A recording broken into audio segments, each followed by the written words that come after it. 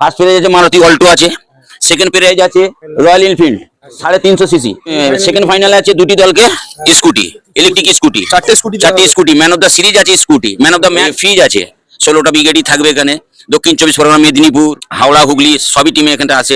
গোটা পশ্চিমবাংলার যে সমস্ত মিনি ফুটবলে যারা বিখ্যাত প্লেয়ার, যাদের জন্য হাজার হাজার লক্ষ লক্ষ দর্শক এত অপেক্ষা করে থাকেন, তাদের সকলকেই আমতা দেওড়ার মাঠে আর কয়েকদিন পরেই কিন্তু হতে চলেছে এই মহা এমএলএ কাপ 2026। প্রত্যেকটা জেলায় আমার সবাইকে আমন্ত্রণ রইল খেলা দেখার জন্য। আমি তাদেরকে আমন্ত্রণ করছি, তারা যেন অবশ্যই আসে আমার মাঠে খেলা দেখতে। আচ্ছা, অনেকের একটা অনুরোধ রয়ে যায় দাদা, যে আমরা মাঠে ঠিক সেরকম ভাবে জায়গা পাই না, তাদের উদ্দেশ্যে কি বলবেন? এবারে চেষ্টা করব আমরা জায়গা দেওয়ার জন্য। আমাদেরও খুব দুঃখিত আমরা নিজেরা যে আমরা মানুষকে জায়গা দিতে পারি না।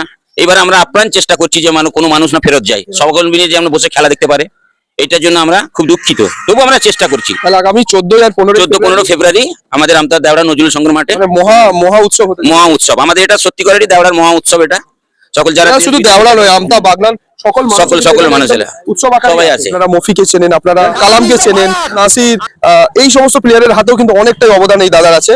তো এইবারে যে দেওড়ার এমএলএ কাপ 2026-এর যে মূল আকর্ষণ, সরাসরি আমরা দাদা থেকে জানবো। দাদা, এবারে কি আকর্ষণ কি থাকছে মূল? এইবারে আকর্ষণ বলতে আমাদের তো দীর্ঘদিনের খেলা, এটা 32তম খেলা হচ্ছে। তখন আমরা 500 টাকা ক্যাশ মানি খেলা চালাতাম। আজকে সে চালাতে চালাতে 1 লাখ হলো, 1.5 লাখ হলো, 80 হলো, 70 হলো, সমস্ত সব রকম দিয়ে আমরা টুয়েলারও করেছিলাম, 4খানা টুয়েলার গাড়ির খেলা করেছিলাম।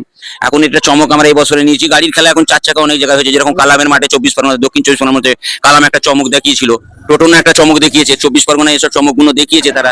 তো কোরিয়ার মাঠেও দেখেছি। তো তাদের দাদা আমি, তো সমস্ত সবকিছু ব্রিগেডকে নিয়ে আমাদের এখানে আসা হয়, 16টা ব্রিগেডই থাকবে এখানে। এই আশা করি এই টুর্নামেন্টটা আমরা যেমন শান্তি শৃঙ্খলা ভাবে করতে পারি। তো আশা করি এখানে আমাদের কোনো গন্ডগোল বিভাগ কিছু হয়নি। 14-15 ফেব্রুয়ারিতে আমার সমস্ত ক্রীড়াপ্রেমী ভাইদের প্রত্যেকটা জেলায় প্রত্যেকটা জেলায় আমার সবাইকে আমন্ত্রণ রইল তাদের ঘরকে খেলা দেখার জন্য। আমি তাদেরকে আমন্ত্রণ করছি, তারা যেন অবশ্যই আসে আমার মাঠে খেলা দেখতে। নিত্য নতুন ভিডিও দেখতে আমতা টিভি ফলো করে রাখুন।